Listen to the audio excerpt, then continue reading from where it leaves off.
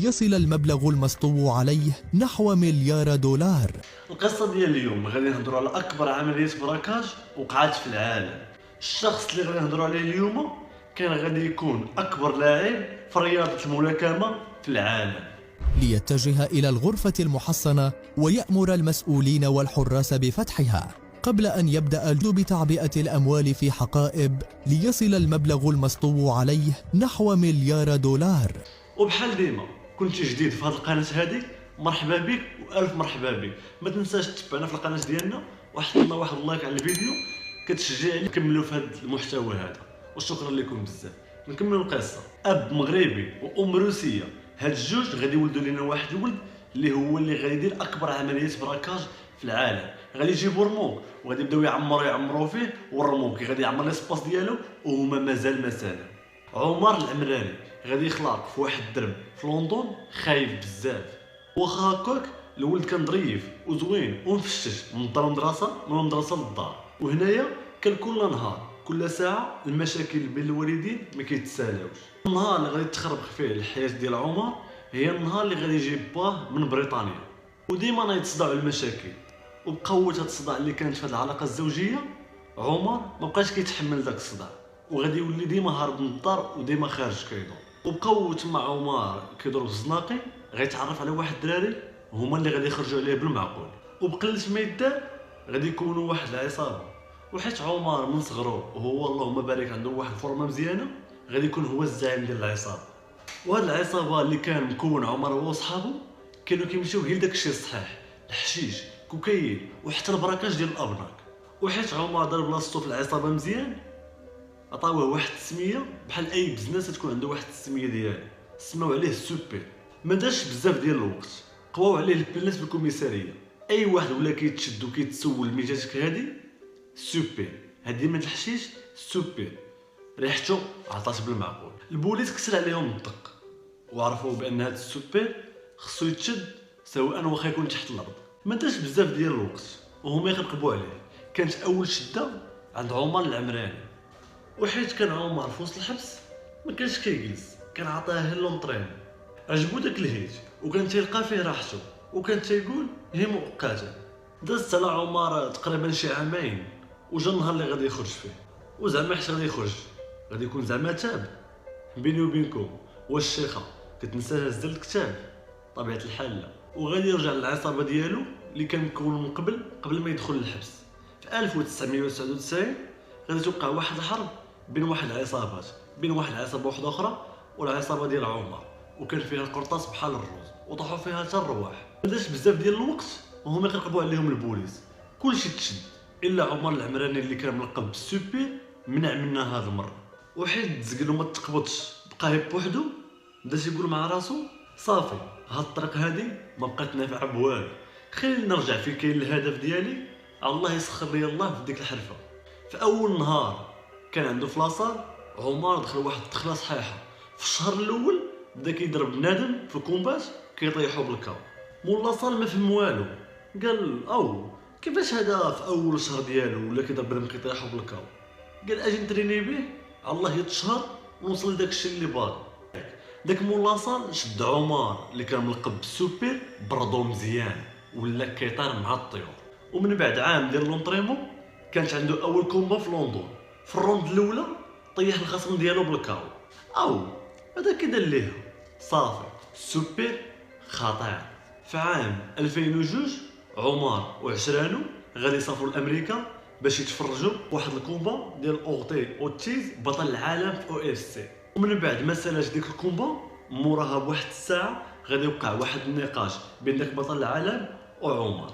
بداو كيتزايدوا في الهضره وهو عمر يضرب عليه بواحد الديريكت طيحو بالكاو. وهاد الضربه اللي كان ضرب بها بطل العالم هي سبب في الشهره ديالو.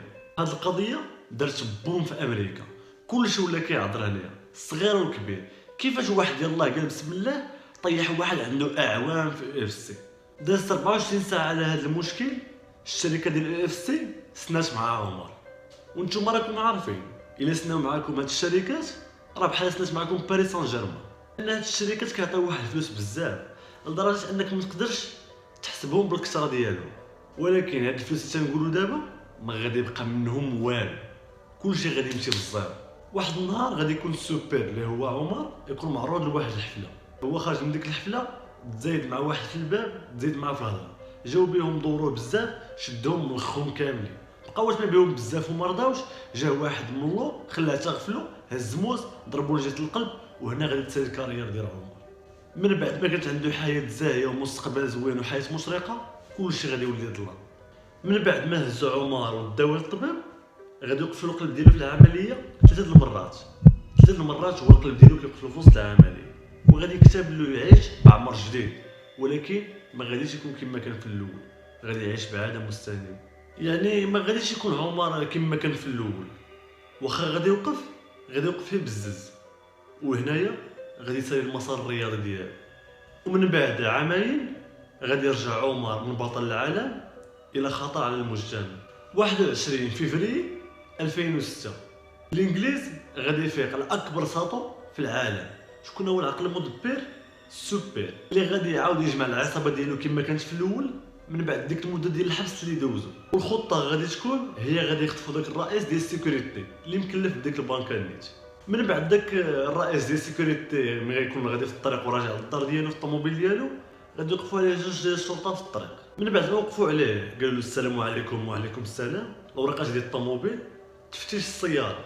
هنا دغيا زربوا عليه قالوا له غادي تهبط عندنا تفتيش السياره عادي.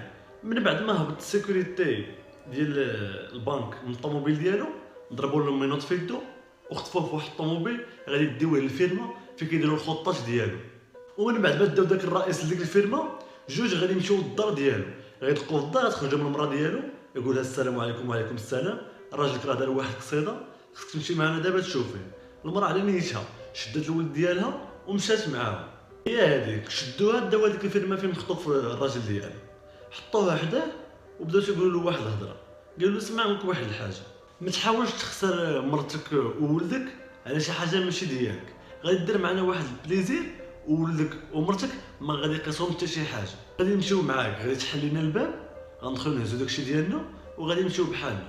اصلا داكشي اللي غادي يمشي راه ما عندك حتى شي علاقه فيه، كلشي ديال الدوله. وداكشي اللي كان نيت داهم حل ليهم الباب، دخلوا الرموك اللي غادي يشارجوا فيه الفلوس، كتفوا دوك الخدامه كاملين اللي تماكين وطفاو الكاميرات. بداو كيشارجيو في الفلوس، تقريبا داو شي 300 مليار مغربيه، هزوها في الكاميون، هزوا الفلوس ومشاو بحالاتهم. والسبب باش غادي تشدد العصابه هذه هو واحد الغلط صغير دارو عمر. ما دارش بزاف ديال الوقت، من بعد واحد 30 دقيقه جات الشرطه ديال الانجليز باش تحقق في هذه القضيه هذه. الغلط اللي دار عمر هو من يلاه داو دوك الفلوس وهربوا بهم، دوك الفلوس دغيا بدا كيصرفوا، ودوك الفلوس فيهم واحد السيري ديال المطبعه ديال ديك البنكه اللي سرقوا النيت. سمع هذه القضيه وعاقب راسو ودخل معاه الصد، غادي يهز صحابو كاملين والفلوس اللي سرقوا وغادي يفروا للمغرب. واحد غيدخلوا للمغرب ماشي غادي يخسروا الفلوس بشويه بشويه، لا، بحال واحد المثل مغربي تيقول لك ربي حيت كيبغي يعذب النمله كيدير ليها الجناب. ابراهيم وصحابو ما خلاو ما داروا في المغرب، كيدوا البرطمات هي اللي ياعي والطوموبيلات هي الحديد المزيان، ريحتهم عطات.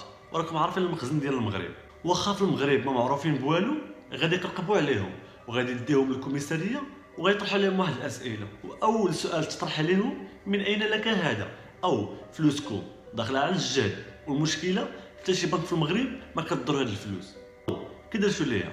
وبما انهم اجانب غادي يقلب عليهم المخزن في مبحوث دولي، وفعلا لقاو سميت السوبر وصحابو تقلبوا عليهم لان شي وحدين من العصابه ديالهم بيعوا بهم العجل.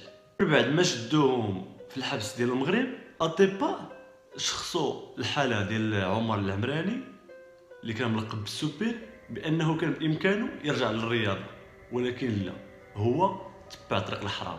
هنايا سيرت القصه ديال عمر العمراني اللي كان ملقب بالسوبر واللي مازال مشدود حتى لدابا حاليا. بحال ديما وصلتي للاخر الفيديو، تبعنا في القناه ديالنا وما تنساش تخلي لنا واحد اللايك وقول لنا كيف جاتكم هاد القصه في الكومونتير، ونتلاقاو في القصه الجايه ان شاء الله.